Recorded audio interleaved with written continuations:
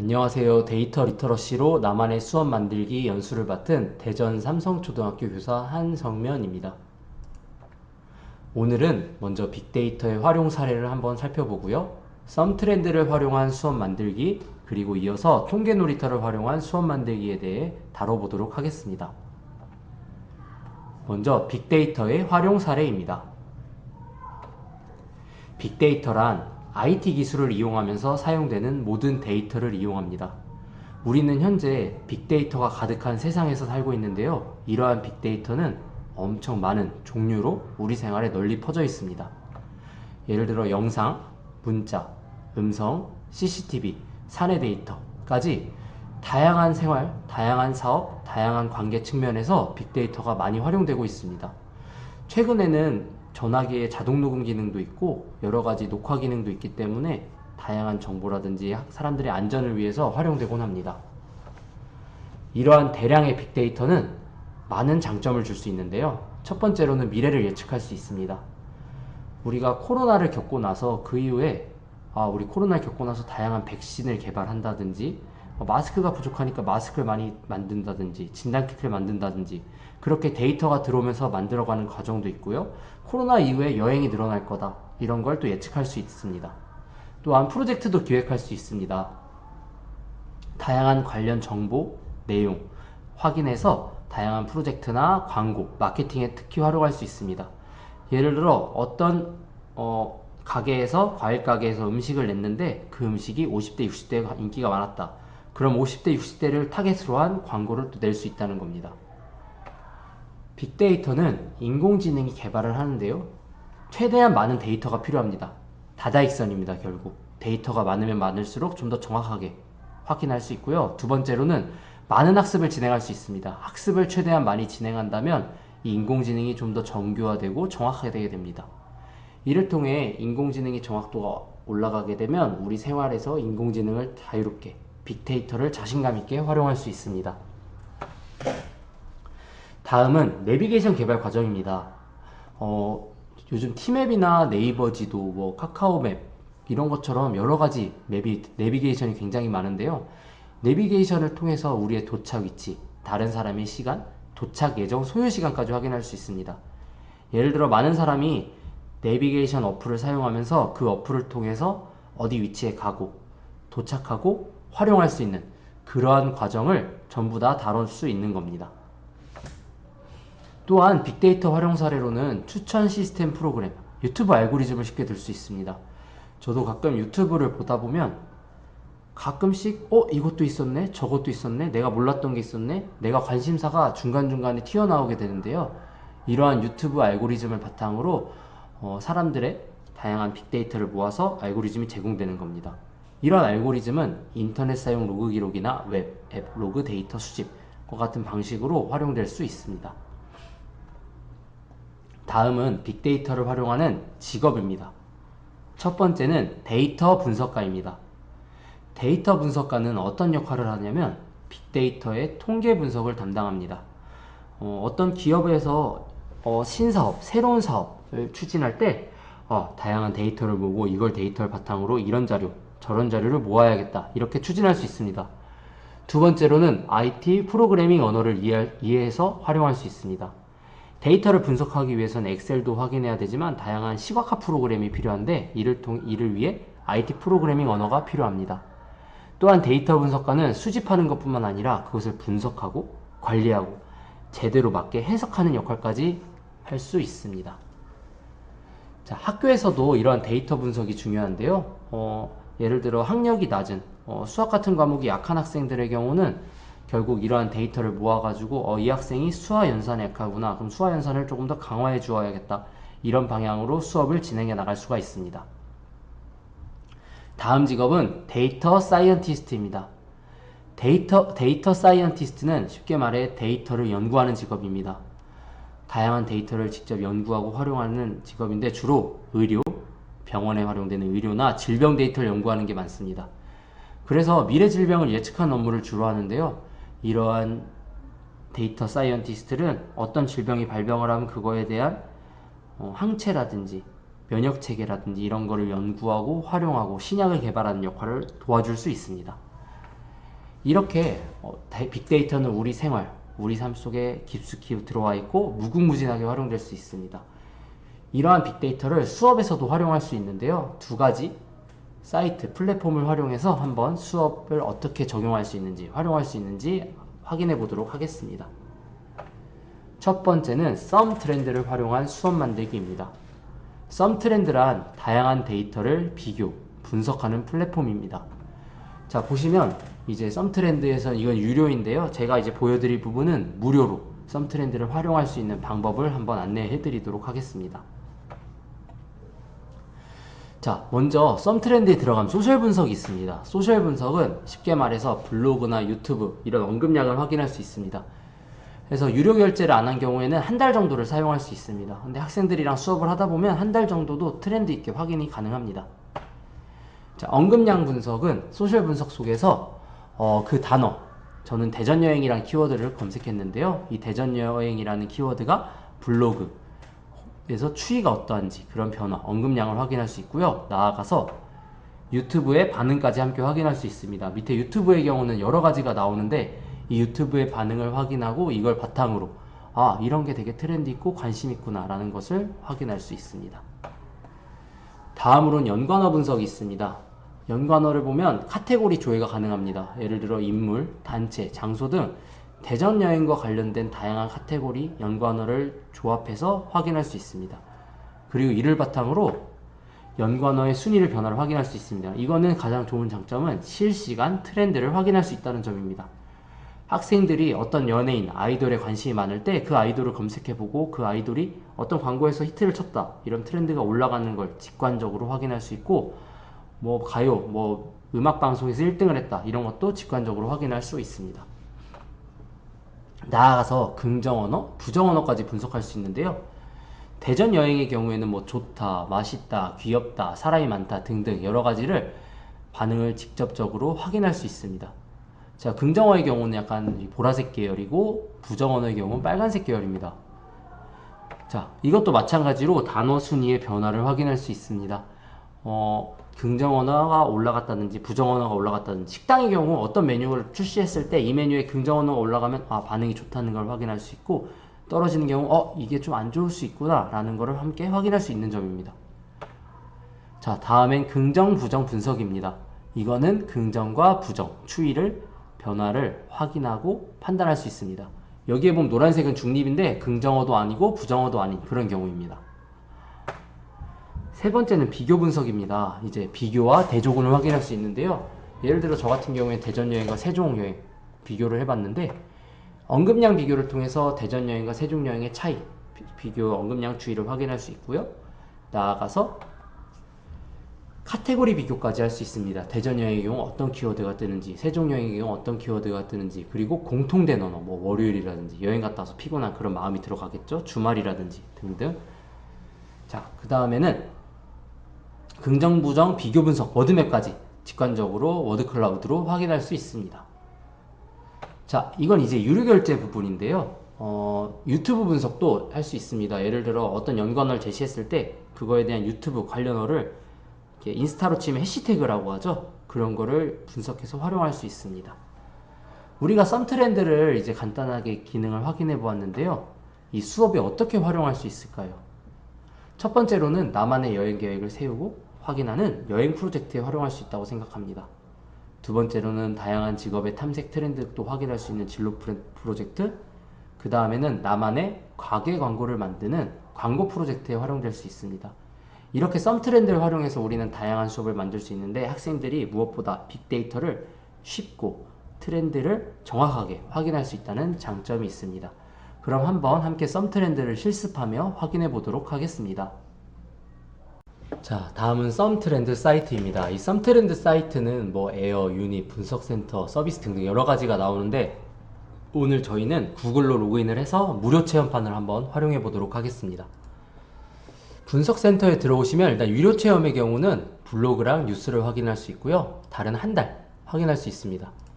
저 같은 경우는 지금 한번 하나이글스 한번 검색해 보도록 하겠습니다. 자, 하나이글스의 언급량 분석을 한번 확인하면 일단 뉴스가 되게 많이 나와 있고요. 6월 4일 아마 이겼나? 이겼을 것 같아요. 그리고 뭐 이렇게 차트의 변화도 나와 있고요.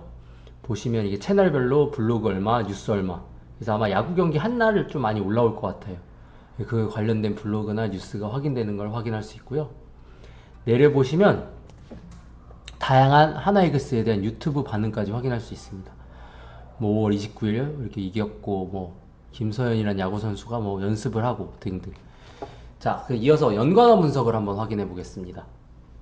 연관어 분석의 경우는 하나이글스로 칠 때 일단 뭐 사회 카테고리가 좀 나오는 것 같고 경기가 많이 나오고요. 또 순위 변환 또 대전이랑 또 연관이 있다 나옵니다. 최근에 야구 감독이 새로 취임을 했죠. 김경문 감독님. 그리고 류현진 선수 항상 인기가 많고, 우리 하나이글스 하면 또 10개 구단에 포함되어 있으니까 10개 구단이 나와 있고, 우리 KBO 소속이고 뭐 선수, 홈런 등등. 그래서 어쨌든 하나이글스에서 가장 유명한 선수는 지금 류현진이니까 류현진에 대해 나오는 걸 확인할 수 있고요. 이제 우리가 6월 1주차부터 2주차까지 이렇게 트렌드 변화도 확인할 수 있습니다. 김경문 감독 취임해가지고 올라가는 걸 확인할 수 있고, 이 시즌에 뭐 KT랑 붙었고, 어제는 두산이랑 붙었던데 이렇게 최근에 붙었던 경기랑 트렌드 같은 걸 함께 확인할 수 있습니다.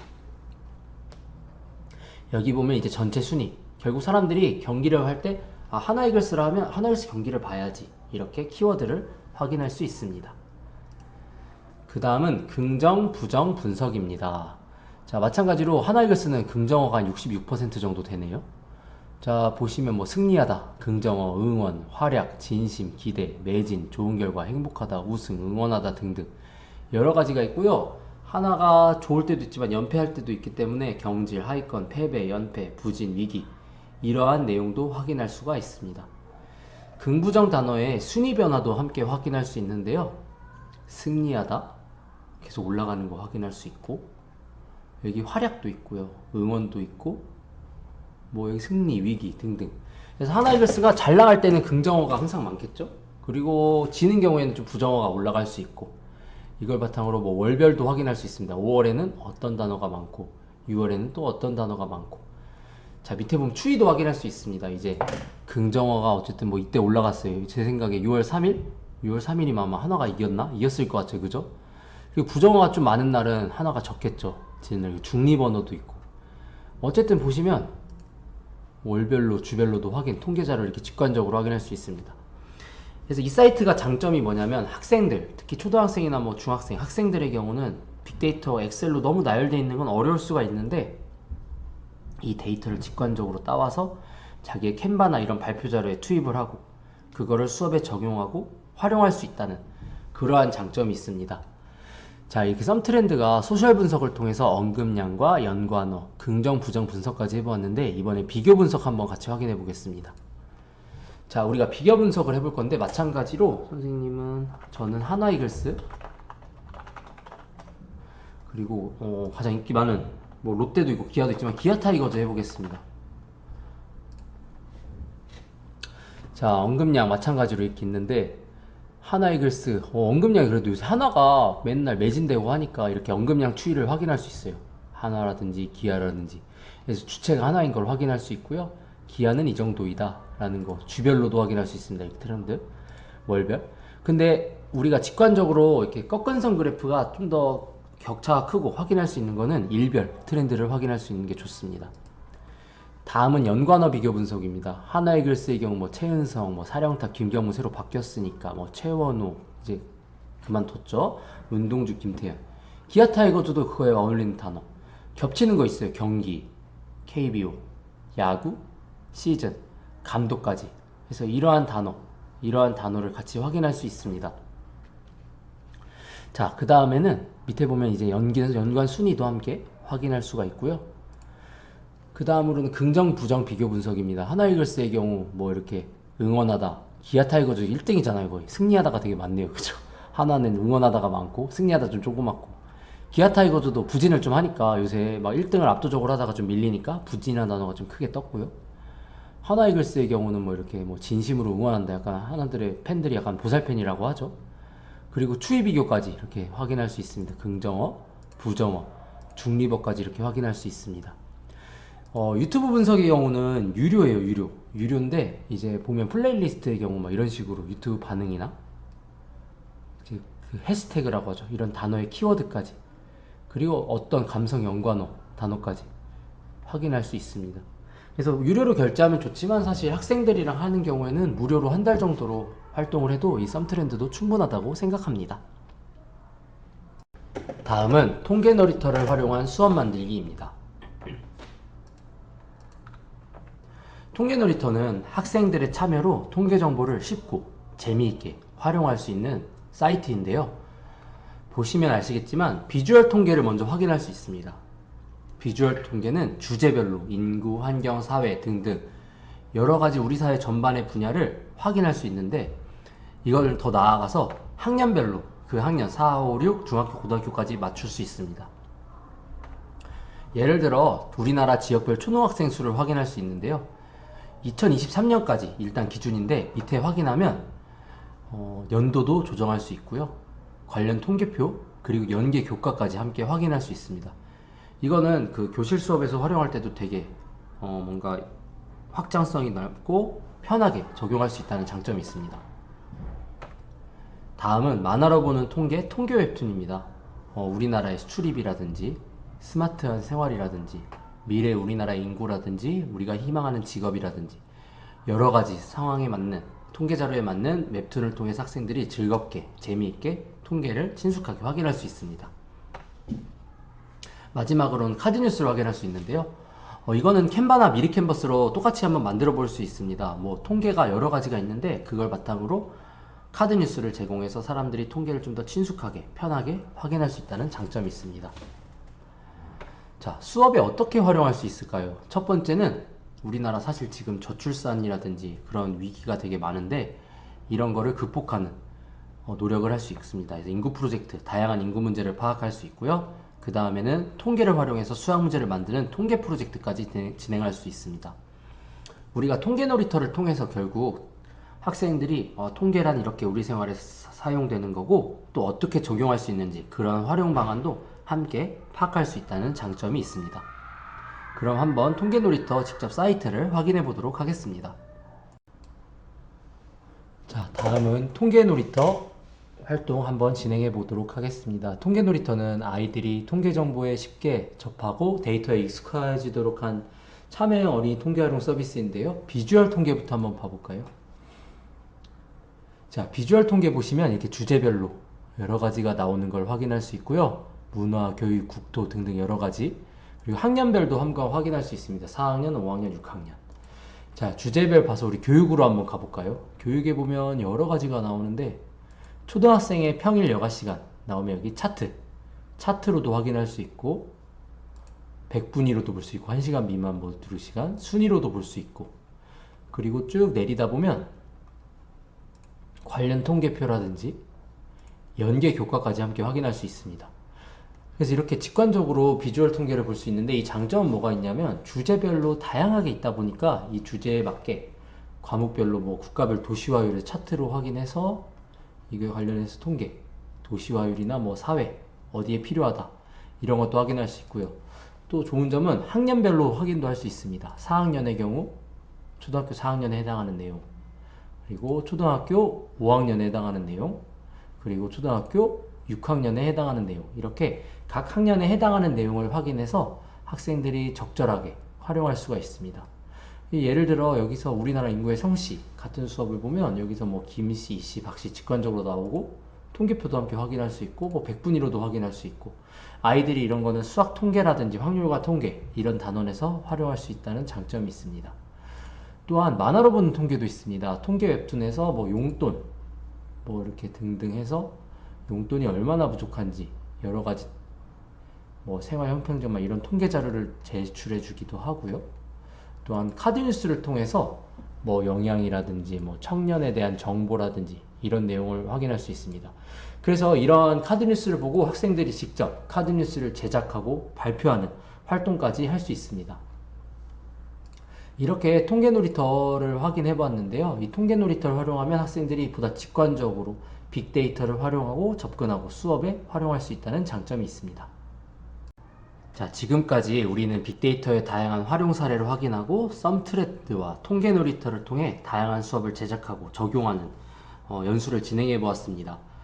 다음 시간에는 구글 데이터 스튜디오 및 공공 데이터 분석을 통해 우리 수업을 한번 제작해 보겠습니다. 이상 7차 시 연수를 마치도록 하겠습니다. 감사합니다.